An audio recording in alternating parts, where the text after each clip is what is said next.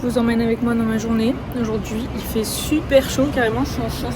J'ai pris ça là. C'est genre des sortes de glace, mais sous forme de pommes potes. C'est très rafraîchissant et il y en a au matcha, c'est nouveau. Donc, je teste.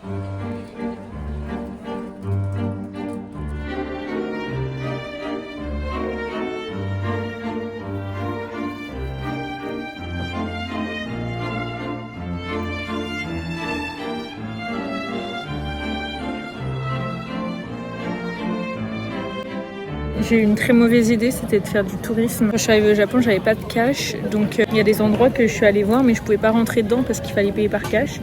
Donc là, je me suis dit, je vais prendre ma vengeance enfin et y retourner. J'ai décidé de faire le pire, soit Kyomizu-dera, donc un des plus gros temples de Kyoto. C'est horrible le monde qu'il y a, mais vraiment c'est horrible. Et je pense que là, on n'est même pas dans le pic de tourisme. En fait, je me rendais pas compte de la chance que j'avais en janvier quand je suis arrivée et qu'il y avait personne, parce qu'en fait quand je suis arrivée en janvier, vraiment il n'y avait pas un tiers du monde qui est actuellement, c'est une folie. J'ai décidé que ça ne valait pas le coup de rester ici pour faire du tourisme, même si en vrai je me plains des touristes, mais je suis une touriste aussi. C'est juste que vu que j'ai connu cet endroit avec personne, bah ça me donne pas du tout envie de me bousculer entre les gens, alors que je sais très bien que je pourrais le refaire avec personne à nouveau en janvier prochain. Donc je pense que je vais juste me balader dans les rues avec pour seul objectif d'éviter le monde.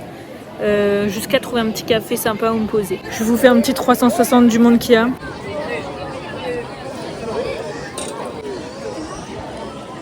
Ne vous faites pas pigeonner. Ça c'est mon bol à matcha. J'ai littéralement le même.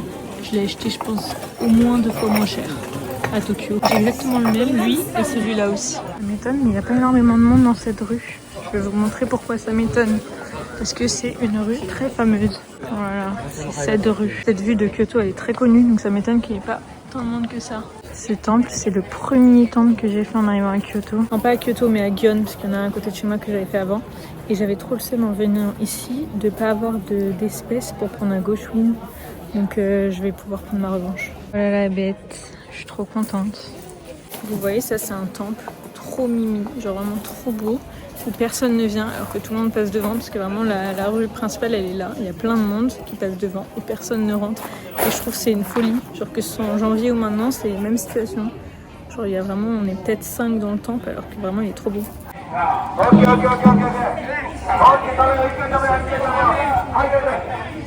Je trouve ça marrant parce que cette parade elle est passée dans ma rue ce matin. J'ai regardé juste par la fenêtre, enfin c'est une toute petite parade en vrai.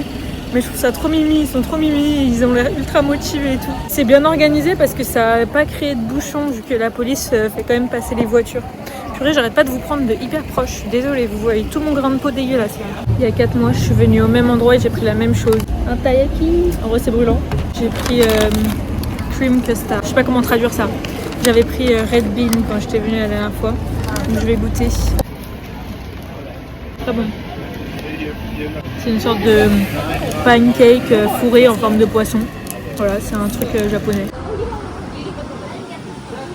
C'était excellent, je me suis régalée franchement. Ça avait un goût bien vanillé, c'était très très bon. Je trouve que c'est une folie les gens qui louent des kimonos. Je trouve qu'ils ont vraiment pas de goût. Genre vraiment, je pense que j'ai très rarement vu des gens louer des kimonos et qu'ils soient beaux. Les touristes, ils choisissent toujours les tissus les plus cheap, les motifs les plus cheap. Enfin, bon, je juge. Bon bah Kiro, voilà la parade. Vraiment elle me suit, hein. C'est la 3e fois que je la vois en une journée cette parade. Je vous jure, j'ai aucune idée de ce que c'est, mais ils sont trop mimi. Ils ont le smile de fou, ils sont trop contents d'être là, j'adore. Je pensais pas, mais je me souviens exactement de où je suis. Et genre, enfin vraiment je suis pas revenue ici depuis mon premier vlog, si vous l'avez déjà vu. Et là je sais très bien où je vais, sans faire exprès. J'espère que c'est encore ouvert. Je vais vers un temple où il y a des petits sangliers. C'est un hasard que je me suis retrouvée là. Mais j'espère que je vais pouvoir retourner dans ce temple parce qu'il était trop chouette aussi. Bon, je sais que c'est fermé, mais c'est pas grave, j'y vais quand même parce que là c'est bon, il est 17h. À 17h, tout ferme à Kyoto. Enfin, du moins, tout ce qui est tourisme, temple et tout, ça ferme. Donc bon, je sais que ça va être fermé. Mais j'y vais, juste pour voir. Voilà, j'ai trouvé le temple. C'est bien fermé comme prévu, mais c'est pas grave. Regardez comme c'est mimi. Je veux trop acheter un petit sanglier comme ça pour ajouter à ma collection. Ces trucs là, c'est des trucs de fortune aussi. J'ai failli en faire la collection. En fait c'est une collection un peu chiante à faire parce que le truc souvent ça coûte entre 1000 et 1500 yens. Donc c'est pas donné, mais il y en a des vraiment très jolis. Il y a beaucoup de gens qui font la collection. Bah là typiquement je les trouve trop beaux. En tout cas, c'est encore un temple un peu inconnu au bataillon sur lequel je suis tombée par hasard et qui est trop bien. Genre, vraiment, je trouve ça adorable. Le fait qu'il y ait des mini sangliers cachés partout. Et ça, c'est un temple où il n'y a personne aussi. Bon, après, là, c'est normal, c'est fermé. Quand je vous dis c'est fermé, c'est genre l'accès au temple est toujours ouvert. Mais typiquement, il n'y a pas de moine et tout. Et je sais pas si tu peux prier. Non, ils ont fermé les trucs pour prier et tout. Donc tu peux rentrer, mais bon, t'as un peu rien à faire. Enfin, si, tu peux regarder les petits sangliers. C'est trop mimi. Encore un petit temple. C'est trop beau. J'étais déjà passée dans ce temple, mais en rentrant par la porte arrière. Pareil en janvier. Décidément, je fais juste le même tour de temple. Là, je vais juste partir me poser à la rivière parce que j'ai envie de manger mon onigiri. Et j'ai le montage de la dernière vidéo à finir. Faire ça vite fait. Et ensuite, je pense que je vais rentrer chez moi au final. Pas de café, j'ai la flemme en vrai. J'ai trouvé mon petit coin de paradis. Je me suis fait piquer par une bête qui n'est pas un moustique. Je sais pas ce que c'est, mais j'ai vu, c'était un petit truc noir qui vole. Du coup, j'ai un petit point sur la cheville. Moi et la nature, vraiment, on fait deux quoi. C'est marrant parce qu'il y a quelques semaines, genre tout là, c'était des sakuras. Et de l'autre côté aussi, genre là, tous les arbres, c'était des sakuras. Bon, il fait nuit, je vous retrouve que maintenant, mais j'ai fini mon montage et là je suis en train de rentrer chez moi. Je suis passée vers 2-3 courses, je vous montrerai mes achats parce que c'est une folie comment c'était pas cher. Entre temps, j'ai mis de l'huile sur mes cheveux, donc ne jugez pas, je n'ai pas les cheveux gras, mais je vais les laver. Et d'ailleurs, petite reco, l'huile de camélia, voilà, c'est un miracle pour mes cheveux. En tout cas, moi ça fonctionne super bien. Je vous ai posé littéralement dans mon frigo pour vous montrer, mais en fait, je vais vous montrer. J'ai acheté 3 onigiri thon mayo, 2 petits trucs comme ça avec futomaki et des sortes de sushis, et une petite salade de nouilles comme ça. Tout ça pour la modique somme de 3 €. En fait, c'est parce que les supermarchés, quand il va après 18-19h, ils baissent les prix de tout. Et du coup, en fait, tout revient à moitié prix, enfin vraiment vraiment pas cher. Genre typiquement, les onigiri, à l'unité, ils me coûtaient 90 yens, donc ça fait 50 centimes quoi. Donc là, j'ai mon dîner de ce soir et déjeuner de demain. Donc, vraiment, je suis ravie. Bref, je vous laisse sur cette journée finalement un peu foireuse quoi.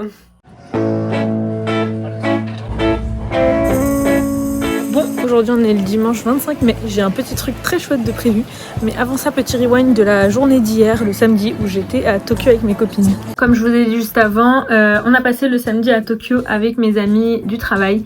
Pourquoi ? Parce que la veille, on a été envoyé par la boîte en business trip, je mets des guillemets à envoyer parce qu'on a demandé à y aller. Parce que le vendredi, il y avait un salon de l'automobile à Yokohama auquel ma boîte participe, donc on a un stand là-bas.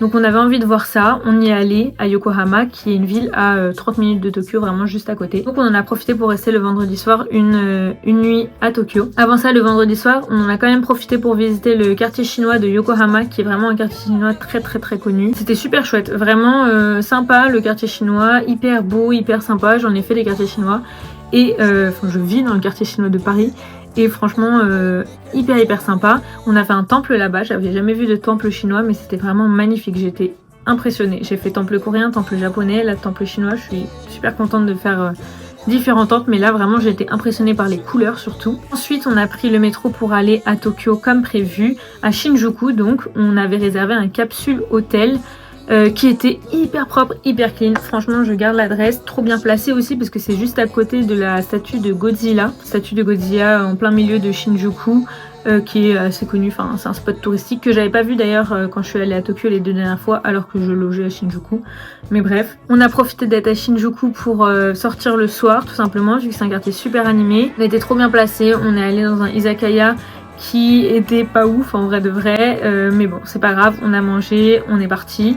Et ensuite on s'est dit qu'on allait faire un petit karaoké, vraiment un vendredi soir classique finalement, vu que c'est toujours comme ça, izakaya karaoké. Et au final après le karaoké on était fatigués, donc on est rentré à l'hôtel qui était à 2 minutes à pied, donc trop bien. Le lendemain, le samedi, donc on est parti pour Harajuku le matin, qui est un quartier que j'avais pas encore fait de Tokyo, pourtant c'est un quartier assez connu, hyper animé, beaucoup de boutiques. Bienvenue à Harajuku, un quartier très prisé. C'est si bien parti. Il y en a pour tous les goûts. Mais oui, c'est un sanglier ça. C'est un cochon, mais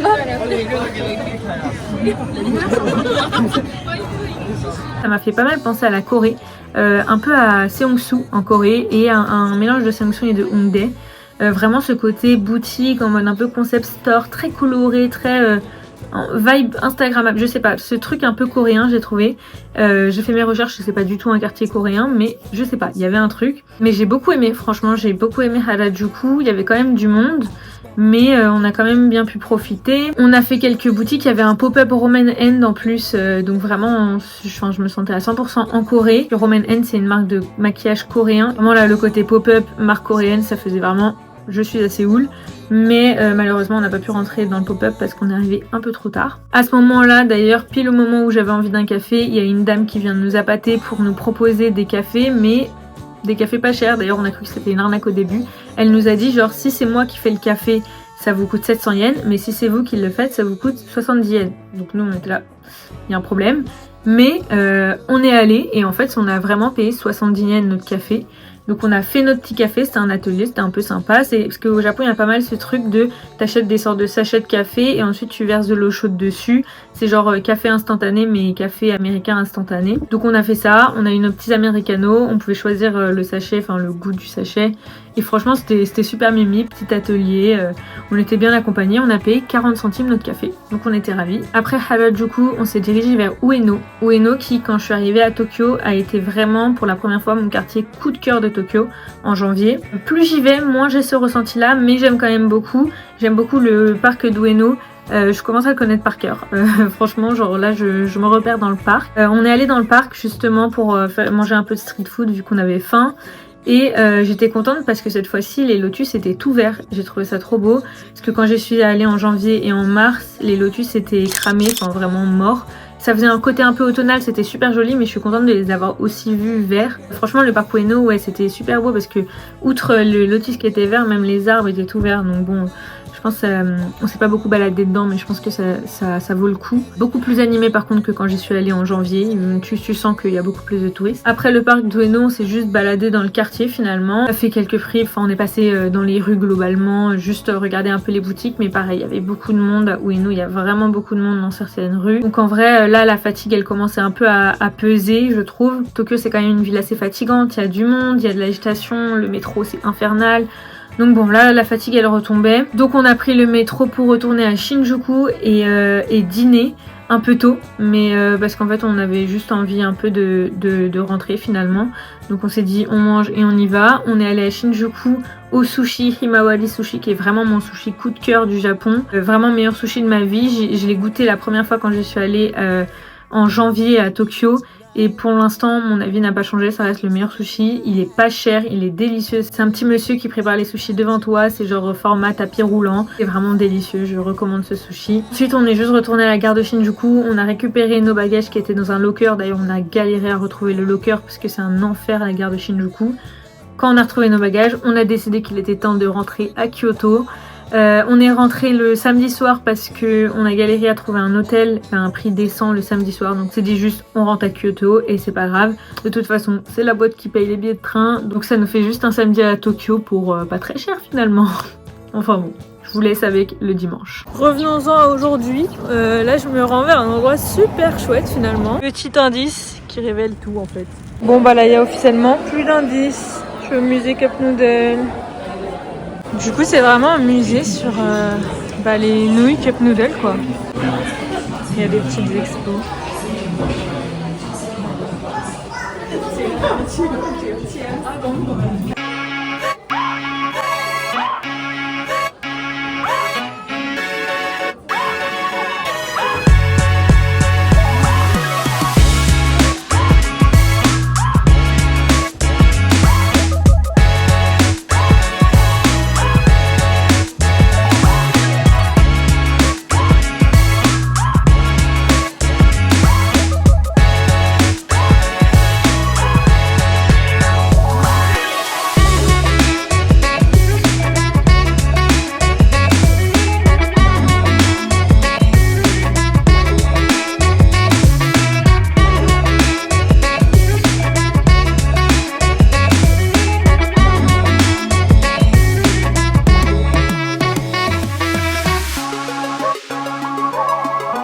Fini.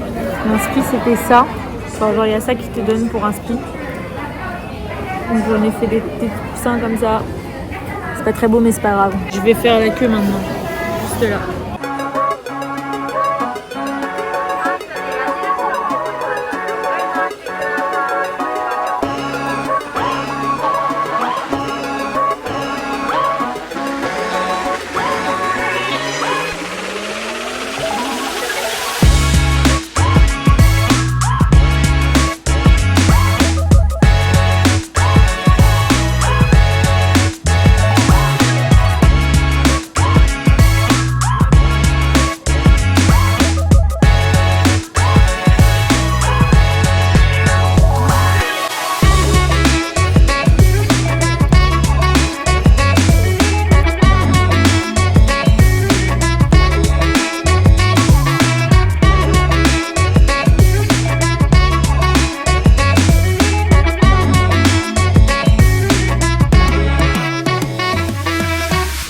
Je viens de finir, comme vous l'avez vu, j'ai fait ma petite cup noodle.